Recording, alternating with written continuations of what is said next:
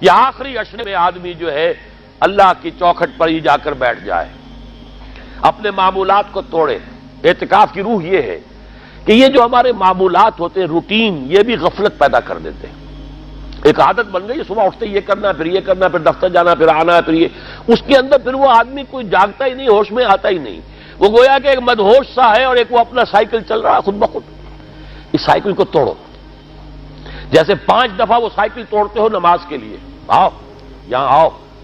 آؤ سجدے میں گریں، لوح جبیں تازہ کریں، یاد کرو اللہ کو دوبارہ، اپنا عہد استوار کرو دوبارہ، ایاک نعبد و ایاک نستعین۔ اسی طرح سال میں ذرا یہ 9-10 دن بھی ایک دفعہ توڑو اپنے روٹین کو، جاؤ وہاں ڈیرا لگا لو مسجد کے اندر اللہ کے در پر، سوائے جو ناگزیر حوائج انسانیاں ہیں، پیشاب وغیرہ کے لیے جانا ہے، باہر جاؤ، وضو کرو، پھر آ کے بیٹھ جاؤ۔ محض فرحت حاصل کرنے کے لیے نہانے کی اجازت بھی نہیں ہے۔ غسل واجب ہو گیا ہو تو نہاؤ، ورنہ پھر یہ کہ ہیلے بتاتے ہیں ہمارے علماء کہ وضو کی نیت سے جاؤ، غسل کر کے آ جاؤ، اس لیے کہ معلوم ہے کہ آج آدمی کی جو عادت بن گئی ہوئی ہے روزانہ نہ نہائیں تو طبیعت پہ کسل رہتا ہے، لیکن اسی کو تو توڑنا ہے، اسی روٹین کو تو توڑنا ہے۔ اصل میں اجازت نہیں ہے، اصلاً اجازت نہیں ہے۔ آپ جو ہے جو بھی ناگزیر، ہاں اگر آپ کو فرض کیجئے کوئی ایسی شکل ہو گئی ہے، رات کو آخر سوئے تو ہے، سونے میں بدخوابی ہو گئی ہے، نہانا ہے تو جاؤ نہاؤ، ٹھیک ہے، غسل واجب ہے، نہاؤ۔ اور یہ کہ پیشاب کی بہانے کی حاجت ہے، جاؤ پوری کرو، وضو کرو، واپس آ کے بیٹھو، چاہے یہاں سو، یہاں ذکر کرو، یاد کرو، جو کرو کرو یہاں پہ، لیکن اور اس میں بھی خاموشی ہے۔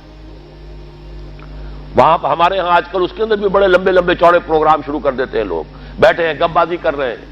میں نے خود میدان عرفات میں لوگوں کو تاش کھیلتے دیکھا ہے، تاش عرفات میں۔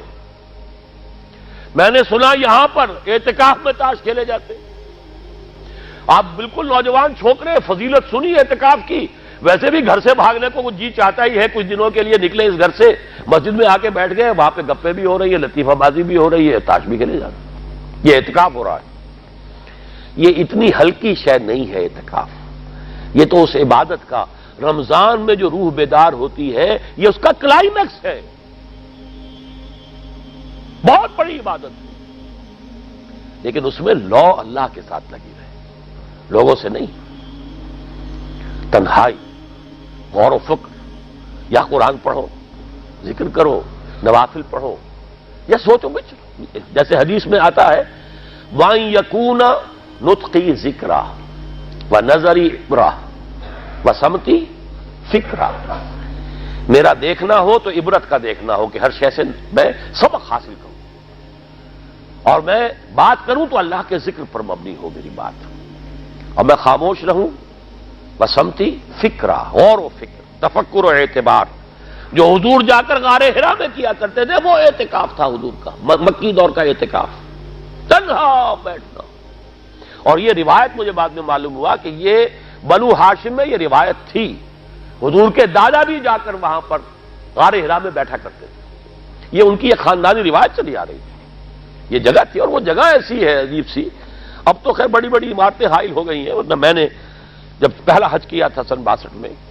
تو میں نے اس وقت جا کر دیکھا تھا، واقعتاً سیدھا کعبہ نظر آتا ہے وہاں سے، اور کچھ درمیان میں نہیں، جیسے اس کو سلٹ لیمپ کہتے ہیں، وہ غار ہے ہی ایسی کہ سامنے ایک دراڑ سی بس کھلی ہوئی ہے، یہ اس کے اندر سے وہاں بیٹھ جائیے، سیدھی نگاہ خانہ کعبہ پر جاتی تھی، تو کعبے کا مراقبہ بھی کیا جا سکتا تھا وہاں بیٹھ کر، دیکھنا، کعبے کو دیکھنا عبادت ہے، اور پھر اس یکسوئی کے ساتھ، کوئی نہیں، کعبے میں ہے تو نہ معلوم کیا کچھ اور ہو رہا ہے، لیکن یہ کہ وہاں تو آپ بیٹھے ہوئے، تو وہ اعتکاف، یہی اعتکاف حضرت موسیٰ نے کیا تھا 40 دن کا، تب تورات ملی تھی، یہی 40 دن کا روزہ کیا رکھا تھا، یہ اگرچہ قرآن میں مذکور نہیں ہے، حضرت موسیٰ کا تو قرآن میں مذکور ہے، حضرت عیسیٰ کا انجیل میں مذکور ہے، 40 روز کا روزہ اور اعتکاف پہاڑوں میں کیا جا کر، تب انجیل ملی،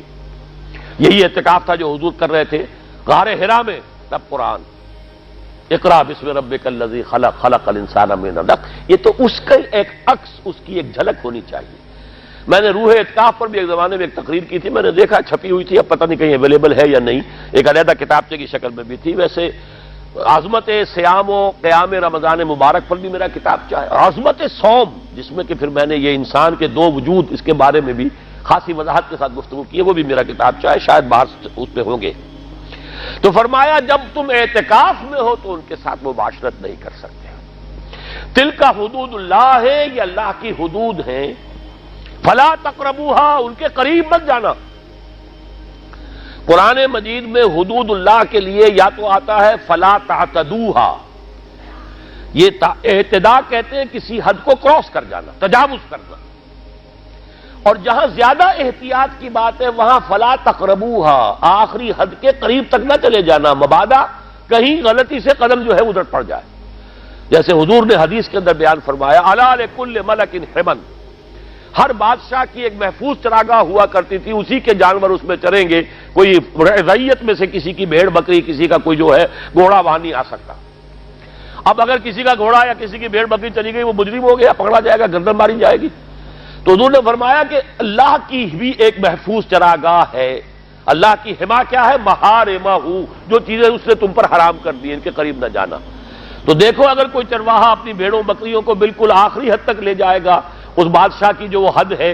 تو اندیشہ ہے کہ بھیڑیں بکریاں کہیں ایک چھلانگ لگائے اور بادشاہ کی چراگاہ میں داخل ہو جائے، لہذا ذرا فاصلے پر رہا کرو۔ یہ ہے آخری حد تک نہ جاؤ بلکہ کچھ فاصلے پر رہو۔ فلا تقربوها، یہ اللہ کی حدود ہے تو ان کے قریب مت پھٹکو۔ کذالک یبین اللہ لکم آیاتہ للناس لعلہم یتقون، اسی طرح اللہ تعالی اپنی آیات لوگوں کے لیے واضح کر رہا ہے تاکہ وہ بچیں، تقویٰ کی روش اختیار کریں، حدود الہی کا احترام کریں، اس میں کہیں تجاوز تو دور رہا، اس کے قریب بھی نہ آئے۔ هي الحلقات تحفظني بآيات من القرآن، هي الحلقات تملأني بحب المصطفى العدنان.